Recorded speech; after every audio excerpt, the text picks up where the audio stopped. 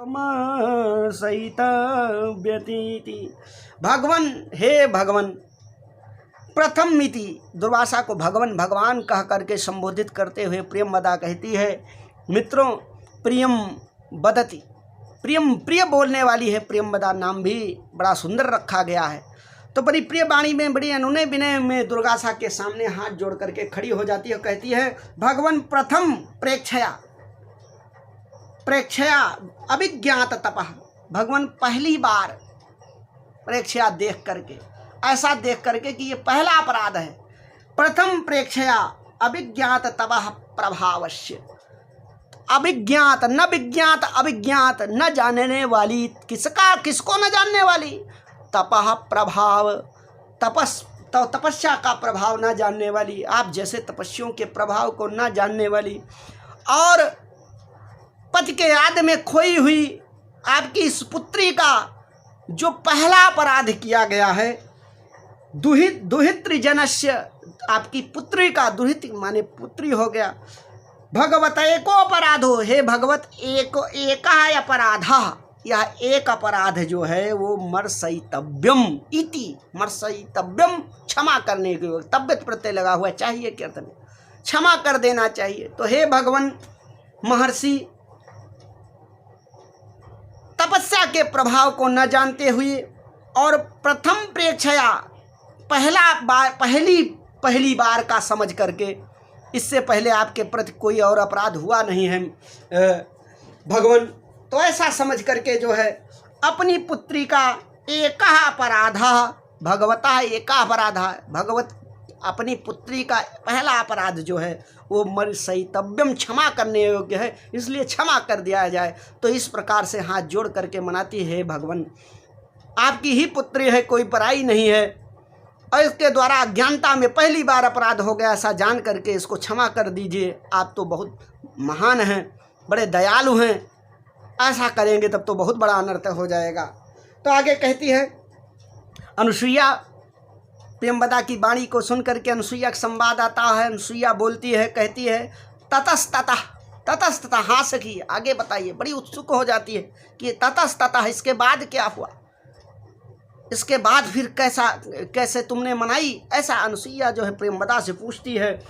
प्रियंवदा कहती है, ततो न मे वचनम अन्यथा भवितुम रहति, किंतु अभिज्ञानाभरण दर्शनेन शापो निवर्तयिष्यतीति मंत्रयमाण एवांतरहितः।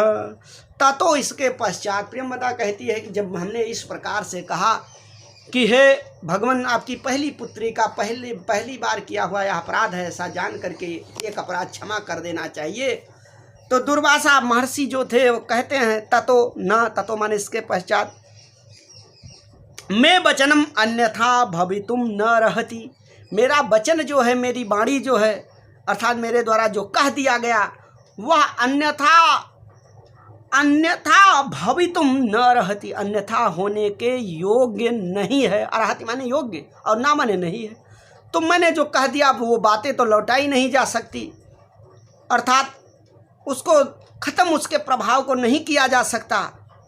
लेकिन कहते हैं फिर भी जाओ, मैं इतना सहूलियत दे देता हूँ जिससे कि सांप का प्रभाव जो है वो समाप्त हो जाए। तो आगे कहते हैं किस प्रकार से, किंतु अभिज्ञान आभरण दर्शनेन, परंतु अभिज्ञान माने पहचान के रूप में, आभरण दर्शनेन, पहचान के रूप में जो आभरण, जो आभूषण होगा, पहचान के रूप में दिए गए आभरण के दर्शन से जो है, आभरण को दिखाने जाने से शापो निवर्तयिष्यति, साप जो है उसका निवारण हो जाएगा, समाप्त हो जाएगा। अर्थात जिसकी याद में जो है, जिसके एक प्रेम में एकाग्रचित्त हो करके यह जो है हमको भी नहीं जान पाई और इस प्रकार से हमारा निरादर किया गया, तो जाओ, यद्यपि हमने कह दिया है कि वह उसको प्रमत्त के समान भूल जाएगा, लेकिन अब जब इतना तुम अनुनय विनय कर रही हो तो जाओ, मैं कहता हूँ कि जब उसके प्रेमी के द्वारा जो आभूषण दिया गया होगा उसको जब शकुंतला के द्वारा दिखाया जाएगा अपने पति अर्थात दुष्यंत जी को, तो वह उनको फिर से याद कर लेंगे। जाओ इतना मोहलत दे देता हूँ। तो शापो निवर्षति इति मंत्रयमाणा, इस प्रकार से मंत्रयमाणा कहते हुए एव अंतरहिता कहते हुए ही एकाएक अंतर्धान हो गए, इतना कह करके। तो इस प्रकार से जो है प्रियंवदा के द्वारा किस प्रकार से दुर्वासा को मनाया गया, इसका सारा वृत्तांत अपने सखी अनुसुईया से बताया जाता है। और इस वृत्तांत को सुन करके अनुसुईया को भी संतोष होता है, प्रियंवदा को भी थोड़ा संतोष है कि चलिए कुछ राहत तो मिल गई है। ऐसा तो नहीं है कि कोई हल ही नहीं है श्राप को टालने का। तो अनुसुईया कहती है शक्यमिदानीमाश्वस्तुं शक्यमिदानीमाश्वसितुं शक्यमिदानीमाश्वसितुं शक्यमिदानीमाश्वसितुं। शक्य माने सकते हैं, इदानीम माने अब, इस समय हम लोग। आश्वसितुम, आश्वसितुम माने अस्वस्थ हो सकते हैं, थोड़ा बहुत निश्चिंत हो सकते हैं। चलिए सखी कम से कम कुछ तो आशा बधी। और अस्तितेन राजर्षिणा संप्रस्थितेन स्वानामधेयांकितयंगुलीयं संसमरणीयम इति स्वयं वनेध्यम। क्योंकि अस्ति हमारे पास है, हमारे प्रिय सखी शकुंतला के पास क्या है, तेन राजर्षिणा, उस राजा के द्वारा। कौन से राजा? राजर्षि दुष्यंत के द्वारा। संप्रस्थितेन, संप्रस्थितेन जब वो प्रस्थान कर रहे थे तो राजा के द्वारा के प्रस्थान के समय स्वनामधेयांकित, अपने नाम से अंकित या स्वनामांकित, अंगुलीयम अपने स्वनामांकित, अपने दुष्यंत के नाम से युक्त नाम, ऐसी अंगूठी जिस पर उनका महाराज दुष्यंत का नाम अंकित है। अस्मरणीयम इति स्वयं पिनद्धम, उस अंगूठी को उन्होंने स्मरण के रूप में, स्मृति के रूप में, स्मृत चिन्ह के रूप में, याद के चिन्ह के रूप में, उपहार स्वरूप जो है, याद के रूप में जो है वो स्वयं पिनद्धम, किसको पहनाया गया था? तो शकुंतलाम पिनद्धम, शकुंतला को पहनाया गया था। तो चलिए कुछ संतोष है कि जब महर्षि वो राजर्षि दुष्यंत जो है अपने महल के तरफ लौट रहे थे, नगर की तरफ, तो उन्होंने हमारी सखी शकुंतला को जो है स्मृत चिन्ह के रूप में अंगूठी अपने नाम से अंकित, स्वनामांकित पहनाई हुई थी। तो जरूरत पड़ने में उसको दिखा करके शकुंतला साप से मुक्त हो सकती है। इस कारण से थोड़ा जो है हम लोगों के द्वारा अस्वस्थ निश्चिंत हुआ जा सकता है। तस्मिन् स्वाधीनोपाया शकुंतला भविष्यति, तस्मिन् स्वाधीनोपाया शकुंतला भविष्यति, तस्मिन् उसके द्वारा स्वाधीन उपाय वाली शकुंतला भविष्यति हो गई है। तो उस अंगूठी के कारण से चलिए शकुंतला जो है वह स्वाधीन उपाय वाली हो गई है। अर्थात स्वाधीन उपाय का मतलब यह हो गया कि अब हमारी सखी के पास कम से कम एक ऐसा उपाय है कि अगर उनको महाराज दुष्यंत नहीं पहचानेंगे तो उनके द्वारा जो जाते समय अंगूठी दी गई थी, उस अंगूठी को दिखा करके महाराज दुष्यंत को अपने साथ गंधर्व विधि से किए गए विवाह का पुनः स्मरण कराया जा सकेगा। तो इस प्रकार से कम एक उपाय हमारे सखी के पास है, इसलिए थोड़ा निश्चिंत हुआ जा सकता है। ऐसा जो है अनुसुईया अपने आप को, अपनी प्रियंवदा को जो है समझाने का प्रयास करती है, दिल को दिलासा देती है। आगे प्रियंवदा का संवाद आता है। प्रियंवदा जो है फिर कहती है अनुसुईया चलिए भाई, जो हुआ सो हुआ, जो उपाय बन सका हम लोगों द्वारा किया गया, आगे क्या करना है? हे सखी, हे सखी ए ही आओ चले। क्यों चले? देव कार्यम तावत निवर्त्याव, देव कार्यम तावत निर्वर्तयावह। चलो हम दोनों मिलकर के देव कार्य को निवर्तित होने, देव कार्य को पूरा करने, अर्थात जो देवताओं के लिए उनके पूजा पाठ के लिए फूल चुनने के लिए हम लोग आए थी, अब चल कर के देर हो रही है, चलिए पूजा पाठ का कार्य, देवताओं के पूजन अर्चन का काम हम लोगों के द्वारा निपटा लिया जाए। अनुसुईया का फिर प्रसंग आता है। अनुसुईया कहती है सखी से, रास्ते में जाते हुए कहती है अपनी प्रिय सखी, अपनी प्रियंवदा को समझाते हुए, सखी प्रियंवदा को समझाते हुए कहती है कि भैया तू थोड़ा चंचल स्वभाव की है, तो जो कुछ भी घटनाएं घटी ऐसा ना है कि यहाँ से पहुँचने के बाद पूरा हल्ला गुल्ला मचा दो आश्रम भर में और फैल जाए पूरा, शकुंतला को भी ऐसी सांप की घटना जो है पता चल जाए, वो बेचारी पहले से ही परेशान है और भी अधिक परेशान हो जाए। तो जा चल तो रही हो, लेकिन जो है ये जो घटना दुर्घटना आदि घटी है अपने तक ही हम दोनों को सीमित रखना, किसी को बताना नहीं है। तमसुईया समझाते हुए कहती है, प्रियम बदे द्वयोरेव नौ मुख एव वृतांतस्तिष्ठतु।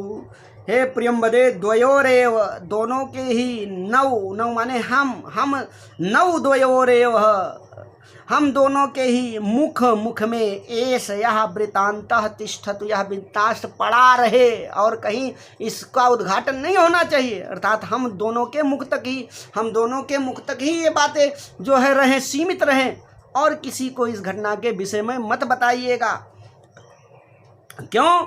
रक्षितव्या खलु प्रकृत पेलवा प्रिय सखी, रक्षितव्या खलु प्रकृत पेलवा प्रिय सखी।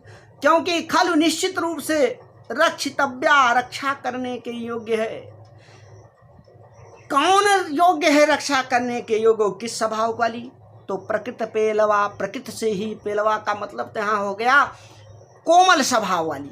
तो प्रकृति पेलवा स्वाभाविक रूप से कोमल स्वभाव वाली, स्वभावता ही प्रकृति से ही कोमल प्रिय सखी जो है वो रक्षितव्या रक्षा करने के योग्य है। उस जो है क्योंकि अत्यंत कोमल स्वभाव है, थोड़ी सी भी बात को सुनकर के चिंतित हो जाने वाली है, तो कुछ ऐसा करना है कि ये सब बातें उसके काने तक न जाने पाए, उसकी रक्षा की जानी है, नहीं तो बड़ी परेशान होगी। तो ऐसे पहले से ही पति की याद में विह्वल है, परेशान है, और इतने कठिन श्राप के विषय में सुनेगी तो वह और परेशान हो जाएगी, इसलिए उससे ये बात मत बताइएगा। आगे प्रियंवदा ऐसा सुन करके अनुसुईया को आश्वस्त करते कि भाई घबराइए मत, ऐसा ना समझिए कि मैं जो जा करके चिल्ला दूंगी, सबसे सारी बातें बता दूंगी, हमारे पास भी बुद्धि है, आपको धैर्य धारण करना चाहिए, और हम काहे ऐसा करेंगे, हमको भी तो अपने सखी से प्रेम है। और कहती है, को नामो श्रोदकेन नवमालिकां सिंचति, को नामो श्लोकदे, को नामो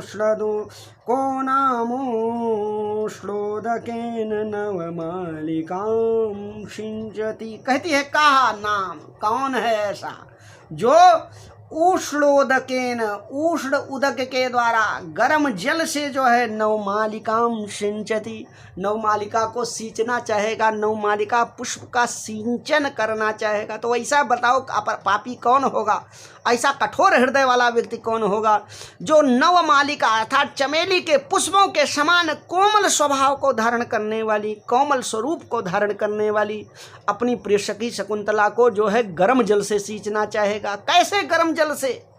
ऐसी श्राप रूपी जो है श्राप रूपी गर्म जल के द्वारा जो है शकुंतला को जो है पीड़ित करना चाहेगा। तो ऐसा कौन होगा, इसलिए आपको चिंता नहीं करना चाहिए। भला मैं ऐसा कैसे करूंगी कि चमेली के समान सुंदर स्वभाव वाली, कोमल प्रकृति वाली, कोमल स्वरूप वाली अपनी सखी को गर्म जल से भला कोई सींचेगा? ऐसा हम नहीं करेंगे, आपको निश्चिंत रहना चाहिए। आगे इस प्रकार से जो है यहाँ विषंभक जो होता है, विषंभक की कथा समाप्त होती है। विषंभक मित्रों जहाँ पर मध्यम आदि पात्रों के द्वारा जो है नाटक की कथा का जो है उद्घाटन किया जाता है, भूमिका प्रस्तुत की जाती है, ये समाप्त होता है। और इसके दौरान जो है फिर अगला जो है अभिनय प्रारंभ होता है। अगला जो है क्या होता है आगे की घटना कि फिर ततः प्रविशति सुप्तोत्थिताशेष्यः, उसके बाद रंगमंच पर नाटक खेले जाने वाले मंच पर जो है तथा इसके पश्चात सुप्तोत्थिता, सुप्त सो करके, उत्थिता माने उठे हुए, शिष्य का प्रवेश, शिष्य का प्रवेश होता है। महर्षि कर्ण का कोई शिष्य है, वह सो करके प्रातः काल का समय है, उठ करके जो है एकाएक बाहर निकलता है। वो क्या कहता है, आत्मगत अपने मन में क्या कहता है, विचार करता है। क्या कहता है, बेलोपलक्षणार्थम आदिष्टो अस्मि तत्र भवता प्रवासादुपावृत्तेन काश्यपेन वेला उपलक्षणार्थम, बेला माने समय के, लक्षणार्थम लक्षण को, दिष्टो अस्मि देखने के लिए, लक्षणार्थम बेला समय को के लक्षण को जानने के लिए, अर्थात कितना समय हो गया है, कितना बज गया है, इस लक्षण को जानने के लिए आदिष्टो अस्मि, हमको आदेश है, हमको आदेश प्राप्त है। किस चीज़ के लिए आदेश प्राप्त है? समय देखने के लिए। जाओ देखाओ कितना बज गया है, कितना समय हो गया है, ऐसा आदेश हो। किसके द्वारा? तत्र भवता प्रवासाद उपावृत्तेन, प्रवासात, प्रवासात में प्रवास से, उपावृत्तेन माने लौटे हुए, तत्र भवता माने पूजनीय, पूजनीय तात्पर्य हम महर्षि कर्ण के द्वारा हमको आदेश है, ये प्रवास से लौटे हुए महर्षि कर्ण के द्वारा हमको आदेश मिला हुआ है कि जा करके बेला देखाओ, समय देखाओ, कितना हो गया है, लक्षण कितना बजने का दिखाई दे रहा है, ऐसा आदेश हमको जो मिला हुआ है। तो काश्यपेन, महर्षि कश्यप के द्वारा, कर्णों के द्वारा, तो प्रकाशम निर्गतास्तावदयवलोकयामि कियदयवशिष्टं रजन्या इति। तो प्रकाशम निर्गतः, प्रकाश में निकल करके, तावत अवलोकयामि, इसलिए मैं देखता हूँ कि कियत अवशिष्टा रजन्या, रजन्या कियत अवशिष्टा, रजन्या कितनी अवशिष्ट है, कितनी बची हुई है, तार रात कितनी बाकी है, अभी सुबह हुआ है कि नहीं हुआ, कि अभी ज़्यादा रात है कि कम रात है। तो इस प्रकार से चल करके प्रकाश में देखते हैं कि अभी रजनी रात्रि कितनी बाकी है। इस प्रकार से कहता है, देख करके जो है कहता है, परिक्रम्य अवलोक्य चाओ, परिक्रमा करके रंगमंच पे थोड़ा अभिनय करके बाहर निकलने का अभिनय करता है। वो देख करके कहता है, हंत प्रभातम हंत, अरे प्रभातम हंत, हंत अव्यय शब्द है, विस्मय का भाव व्यक्त किया गया है कि हंत प्रभातम, अरे प्रभात हो गया, सुबह हो गया, तथा ही प्रभात हो गया, क्योंकि तथा ही, क्योंकि अगले श्लोक के माध्यम से कहता है पात्र महाकवि कालिदास के द्वारा जो है शिष्य के मुख से श्लोक के माध्यम से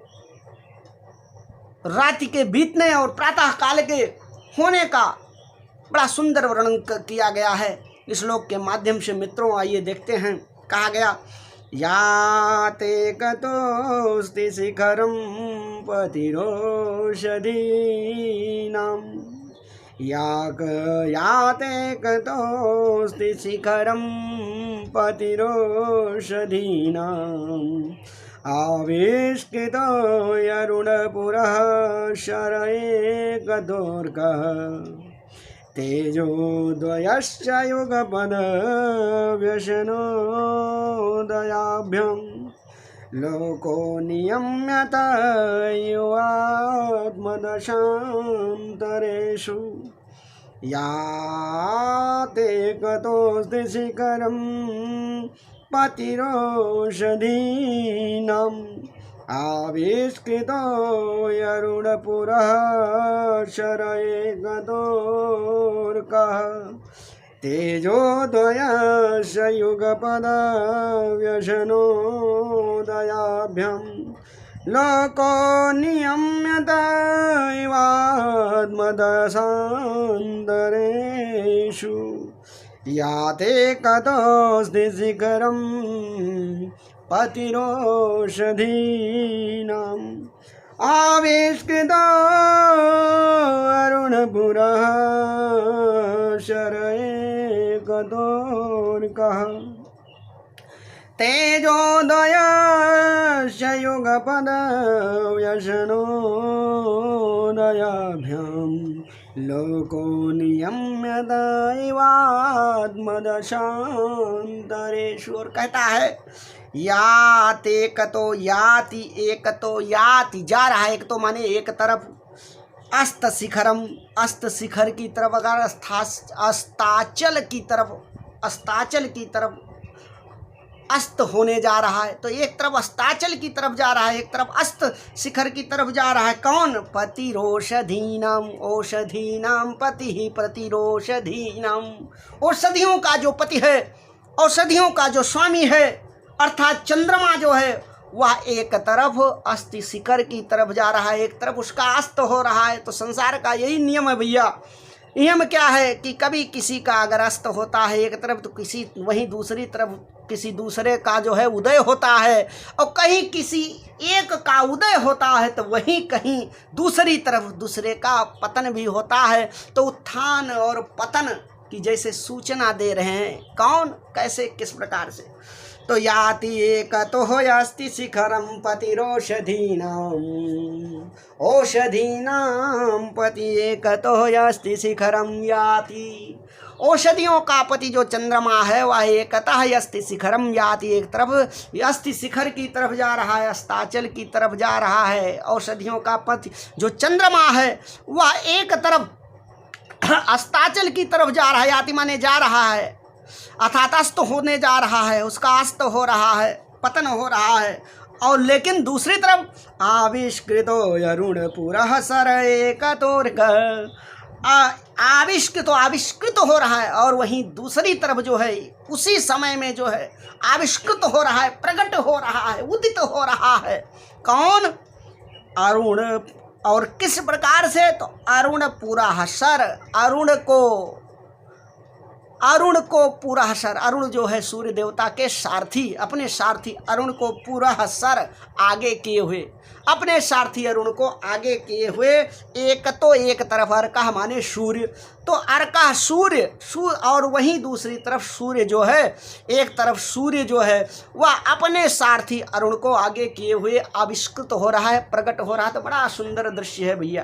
प्रातः काल हो रहा है, जो है रात्रि बीत रही है, एक तरफ चंद्रमा का पतन हो रहा है, वह अस्ताचल की तरफ जा रहा है, और दूसरी तरफ सूर्य देवता जो हैं वो अपने सारथी अरुण पुराशर, अरुण को पुराशर करके सामने करके आविष्कृत हो रहे हैं, प्रकट हो रहे हैं। तो एक ही समय में दो दो तेज राशियां जो है दिखाई पड़ रही हैं आकाश मंडल में। तो आगे कहता है तेजो द्वयस्य युगपद व्यसनोदयाभ्याम, तो तेजो द्वयस्य तेज, दोनों के तेजों का युगपत माने एक साथ, व्यसन उदयाभ्याम, दोनों दो तेज राशियों का एक साथ, व्यसन पतन और उदय देख करके। तो इस प्रकार से एक ही समय में युगपत, एक ही समय में जो दो तेज प्रकट करने वाली दो तेजोमय राशियों चंद्रमा और सूर्य की ऐसी अवस्था को देख करके कि चंद्रमा एक तरफ अस्त की तरफ जा रहा है और वहीं दूसरी तरफ दूसरी तेजोमय राशि जो सूर्य है उसका उदय हो रहा है। तो एक ही समय में व्यसन और उदयाभ्याम, एक ही समय में एक ही काल में जो चंद्रमा का व्यसन हो रहा है, पतन हो रहा है और सूर्य का उदय हो रहा है, उससे ऐसा लगता है कि लोको नियमत इव आत्मदशांतरेषु, इव आत्मदशांतरेषु। तो ऐसे लग रहा है कि ये जो दोनों तेजो राशियां हैं वे मानो लोको माने संसार को, आत्मदशांतरेषु अपने दशा अंतरेषु माने परिवर्तन के माध्यम से, अपनी अवस्था परिवर्तन के माध्यम से, अपने उत्थान और पतन के माध्यम से जो है लोकः नियम्यत, संसार का नियमन कर रही हैं, संसार को उपदेशित करने का काम कर रही हैं, संसार को शिक्षित करने का काम कर रही हैं। इस प्रकार से ऐसा महसूस हो रहा है कि जैसे संसार को यह शिक्षा देने का काम कर रहा है कि मनुष्य को जो है घबराना नहीं चाहिए, कभी किसी का उत्थान होता है तो कभी किसी का पतन होता है। एक यह संसार में परिवर्तन का जो संसार जो है परिवर्तनशील है, परिवर्तन इसका नियम है। एक ही समय में कुछ लोगों का पतन होता है तो वहीं दूसरी तरफ किसी का उदय होता है। तो यह जो है उन्नति और पतन ये लगा ही रहता है। तो इस प्रकार से सोच करके जब सूरज और चंद्र जैसी तेजोमय राशियां देव शक्तियों का जब उत्थान पतन होता है तो इस बात को सोच करके किसी मनुष्यों को भी धैर्य धरना चाहिए जो है, और शिक्षा लेना चाहिए कि संसार में उत्थान और पतन यह तो एक शाश्वत नियम है। तो ऐसा लग रहा है जैसे अपनी अवस्था के माध्यम से सूर्य और चंद्र जो है वो संसार को शिक्षा देने का काम कर रहे हैं कि संसार में उत्थान और पतन ये शाश्वत है, ऐसा लगा रहता है, इससे घबराना नहीं चाहिए। तो मित्रों, इस प्रकार से आज के अभिज्ञान शाकुंतल के चतुर्थ अंक के दूसरे श्लोक तक की कथा को आज यहीं पर विराम देते हैं। आगे की कथा जो है, आगे का जो अध्ययन है वो आप सभी लोगों को अगली वीडियो में प्राप्त होगा। तब तक के लिए आप सभी लोगों को बहुत बहुत धन्यवाद। जय हिंद, जय भारत।